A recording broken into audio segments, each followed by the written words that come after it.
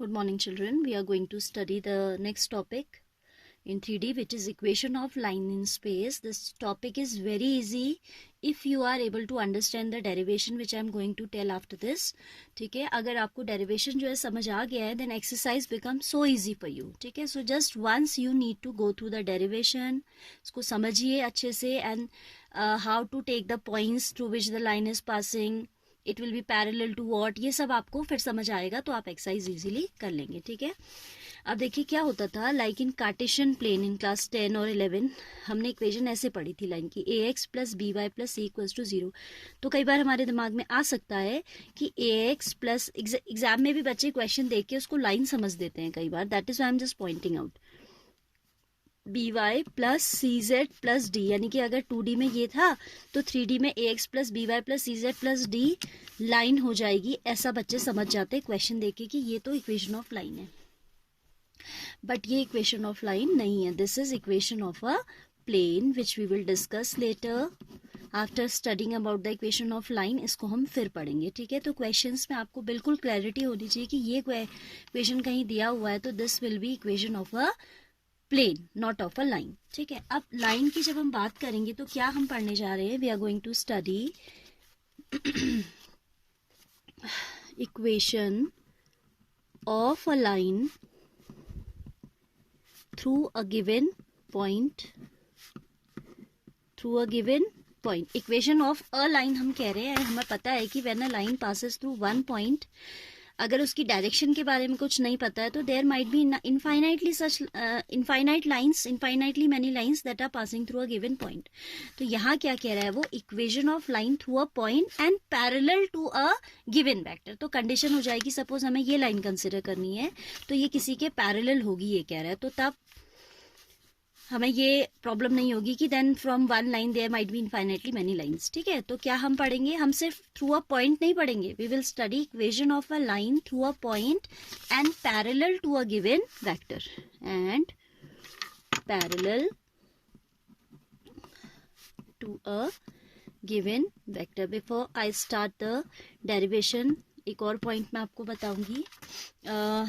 जब भी आपका you have, suppose you have to talk about suppose this vector is a vector. ठीक है, सपोज. एंड जब आपको इसके पैरेलल कोई वेक्टर लिखना होता है, या यहाँ पे ये इसको b ले रहा है तो मैं भी b ले लेती हूँ. Suppose this is given vector b. ठीक है, तो इसके पैरेलल जब भी आपको वेक्टर लिखना होता है, चाहे आपको वो इससे छोटा हो मैग्नीट्यूड में या इससे बड़ा हो, उसको हम लिख सकते हैं lambda times b vector. because the vectors are parallel, तो उनका डायरेक्शन सेम होगा. कोलिनियर वेक्टर हो या पैरेलल हो, उनका डायरेक्शन तो सेम होता है. डिफरेंस होता है उनमें केवल मैग्नीट्यूड का. The difference is only of the magnitude. So in order to differentiate their magnitude we write as lambda times B vector. तो कभी भी आपसे पूछे कि write down a vector parallel to given vector, तो आप उसको किसी कांस्टेंट से मल्टीप्लाई. अब कांस्टेंट अननोन है तो विल राइट लाइक लैम्डा. ठीक है, this lambda might be 1, 2, half, anything. तो जब भी बी के वेक्टर के पैरेलल हमें कोई वेक्टर लिखना है तो हम लिख सकते हैं lambda times B. I will do this in the derivation, that is why I am telling. ठीक है, now let's come to the proof, और we can say derivation. Equation of line क्या दिया होगा, through a point and parallel to a given vector दी होगी आपकी लाइन. So this is the, these are the x, y and z axis. ठीक है, this is the origin, right? now कहता क्या है, equation of a line passing through a point. So हम मान लेते हैं कि जो लाइन है वो ए पॉइंट से पास हो रही है, हुज पोजीशन वेक्टर, बिकॉज हम वेक्टर्स में बात कर रहे हैं, आईजेके में बात कर रहे हैं, तो हम क्या लेके चलेंगे, पॉइंट को वेक्टर फॉर्म में लेके चलेंगे. तो जब भी किसी पॉइंट के आपका पोजीशन वेक्टर की बात करते हैं तो उसमें आईजेके आएगा ना. तो आपका जो ए पॉइंट है उसका पोजीशन वेक्टर हम ले लेंगे ए. ठीक है, let A be the position vector of the given point, and position vector is always taken with respect to the origin. ठीक है, तो हम लिख सकते हैं let a be the position vector of point A through which the line is passing. ठीक है, तो अगर आपका वो पॉइंट ए है जिससे आपकी लाइन पास हो रही है, तो आपकी लाइन सपोज कुछ ऐसे है, right. This is the line L whose vector equation we are going to derive. ठीक है ना. अब क्या है, ये लाइन किसी वेक्टर के पैरेलल है, so I am making vector B parallel to this. Vector B जो है इसके पैरेलल होगा, तो डायरेक्शन इनकी सेम होगी. ठीक है, देन इसका जो पोजीशन वेक्टर है वो ओरिजिन के रिस्पेक्ट में है, so we'll join it with the origin, right. Suppose P is a point on the line. General point हम जो लेते हैं जिसका आपका कोऑर्डिनेट्स होंगे एक्स वाई जेड. ठीक है, P is a point on the line whose equation we are going to find out. ठीक है, through which the line passes, इस लाइन को हम एल कह देते हैं.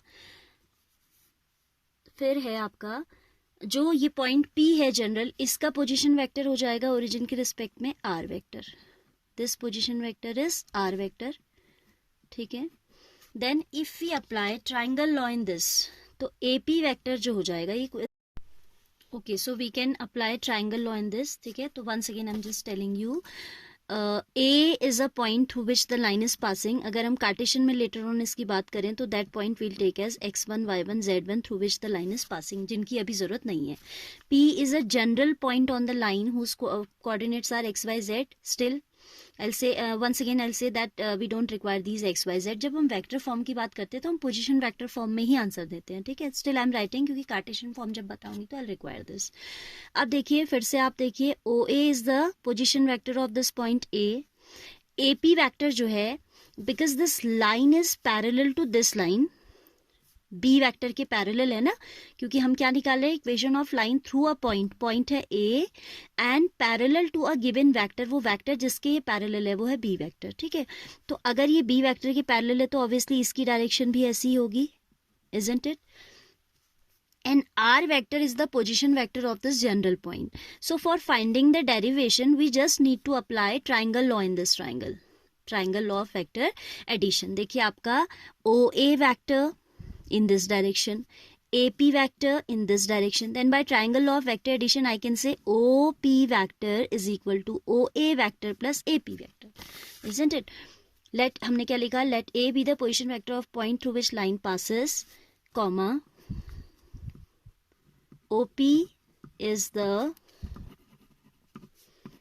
position vector of a general point P on the line which is parallel to vector B, right? By triangle law of vector addition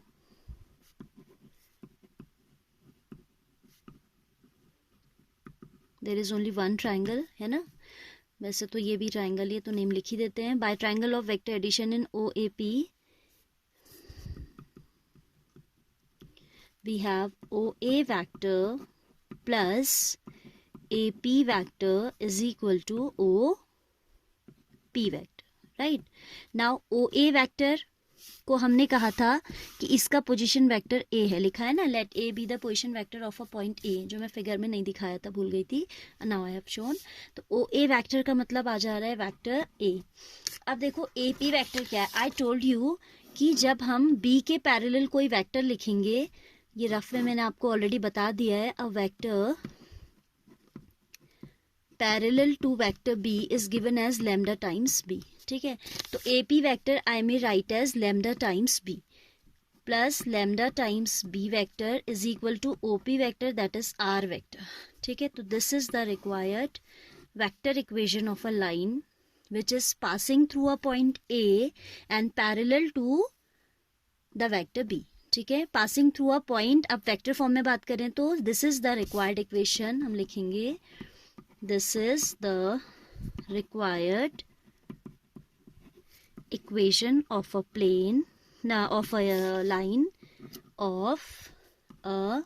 line passing through, ये clear होना चाहिए कि क्या है, passing through the point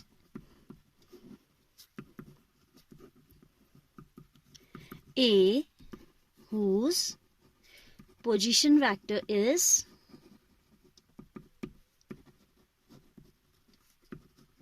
vector A and is parallel to vector B. ठीक है, तो question जब आप करेंगे तो आपको समझ, ये डेरिवेशन अगर आपको समझ आ गया तो easily you will be able to identify कि ए वेक्टर किससे बनाना है. ए वेक्टर हमें उस पॉइंट से बनाना है through which the line is passing, and B vector is the given vector to which our required line will be parallel. R vector is the general one, xi plus yj plus zk. जब हमें vector equation मांग रहा होता है तो we'll write the answer in this form only. ठीक है, and how to write this in Cartesian form, that is the next thing. Okay, to write the Cartesian equation of a line passing through a given point and parallel to a given vector. ठीक है, अब जिस vector के आपको parallel दी होगी line, ठीक है, to whichever vector your line will be parallel, you will be provided its direction ratios. ठीक है, तो सपोज आपका जो बी वेक्टर है जिसकी हम बात कर रहे हैं, to which the required line is parallel. ठीक है, तो जो वो बी वेक्टर होगा उसके आपको direction ratios will be given in the questions. ठीक है, तो जब हमें किसी भी वेक्टर के डायरेक्शन रेशियोज गिवन होते हैं, whenever we are given the direction ratios of a vector, we may write that vector as A I. Suppose A B C are the direction ratios, then vector B will be A I plus B J plus C K. ठीक है, I am repeating, whenever we are given direction ratios of a particular vector, suppose a b c are the direction ratios, that vector is written as b vector equals to ai plus bj plus ck. ठीक है, coincidentally यहाँ पे b repeat हो रहा है but आपको समझ आ रहा होगा आई होप. ठीक है, तो इसमें आपको अगर कार्टेशियन फॉर्म निकालनी है, vector form was a vector plus lambda times b vector is equal to r vector. ठीक है, अब देखो A क्या है, position vector of that point through which your line is passing. जो मैंने कहा था हम क्या ले लेते हैं, x1 y1 z1 ले लेते हैं, given point through which the line is passing. P will be a general point and general point is always taken as x y z. एंड ये जो B वेक्टर है जिसके आपकी लाइन पैरेलल है, the direction ratios of this we will take as ABC. ठीक है, because I have shown in the figure, so I am not writing. ठीक है, मैंने क्या कहा, A is a point through which line passing x1 y1 z1, P is a general point on the line, on the required line, and B क्या होगा, यहाँ लिख देती हूँ, drs of vector B are A, B, C. Direction ratios हम A B C से ही generally represent करते हैं, like we write direction cosines we represent by LMN. तो डायरेक्शन रेशियोज हम A B C से ले रहे हैं, that is why I am taking A B C only. ठीक है, तो अब आप लिखेंगे पोजीशन वेक्टर ऑफ A क्या हो जाएगा, देन x1 i, यहाँ पे लिख देते हैं, vector A is equal to x1 i plus y1 j plus z1 k. ठीक है, where x1 y1 z1 is the point A through which line passes. ठीक है, अब तो लिख भी दिया है मैंने. B vector is the vector to which the required line is parallel, whose direction ratios are given as A, B and C, and R is the general point, R is the vector, R is the position vector of a general point P x y z on the line L, or we can say on required line L. ठीक है, तो ये आपके की point, क्योंकि question जब आप करोगे ना तो आपको पता होना चाहिए किससे ए वेक्टर बनेगा, किससे बी वेक्टर बनेगा, and by which we'll frame out R vector. ये अगर आपने पकड़ लिया है तो आपको क्वेश्चंस करने में प्रॉब्लम बिल्कुल नहीं होने वाली है।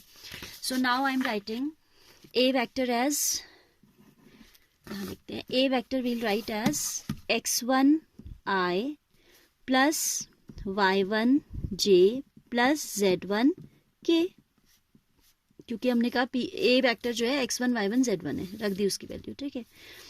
Plus lambda times B vector whose direction ratios are A B C, तो it will be a vector A I cap plus B J cap C k cap is equal to r vector that is xi plus yj plus zk. I can also write this equation as x minus x1, x एक साथ y एक साथ z एक साथ ले रही हूँ मैं, x minus x1 i plus y minus y1 j plus z minus z1 k is equal to lambda times ai plus bj plus c k cap we have to put everywhere. अब आप देखो हमने क्या किया, we have shifted these coefficients on the right hand side. Now if I compare the coefficients of I, J, K when there are two vectors which are equal, ये एक vector है, ये एक वेक्टर है जो इक्वल है, तो we can equate the coefficients of I, J, K. ठीक है, तो on comparing the coefficients of I, J, K cap, we get A lambda is equal to x minus x1. Similarly, b lambda equals to y minus y1 and c lambda is equal to z minus z1. यहाँ से आ जाएगा lambda equals to x minus x1 upon a. From this we'll get lambda equals to y minus y1 upon b, and from this we'll get lambda equals to z minus z1 upon c. ठीक है, value of lambda, value, all these three are values of lambda, so we can equate them.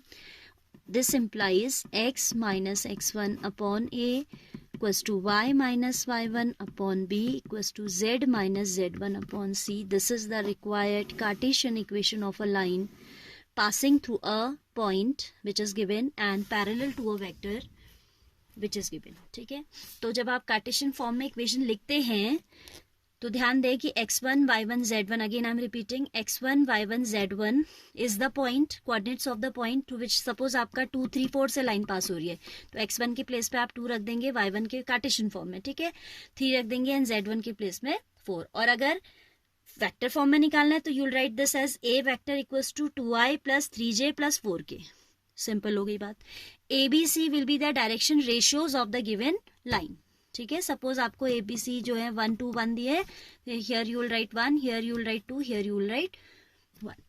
Simple है. अब now we will proceed to the exercise. अब इसमें देखो एक case और we have to go through, parallel to given vector and passing through 2 points. नहीं, जब आपकी लाइन 2 पॉइंट से पास होगी तो वेक्टर नहीं दिया होगा, क्योंकि 2 पॉइंट से तो यूनिक लाइन पास होती है, so we don't require any such vector. Next case will be equation of a line passing through 2 given points. तो अभी आपने क्या करना है, इसको अभी कीजिए, to the exercise also, then this I will teach you passing through 2 points, I will teach you after school. ठीक है, तो शाम तक मैं इसको पढ़ाऊंगी, तो इसे आपने शाम तक कर लेना है. We are taking now few questions of this which you have to do in the first half only. All right, ये हमारा next topic will cover in the evening. Right.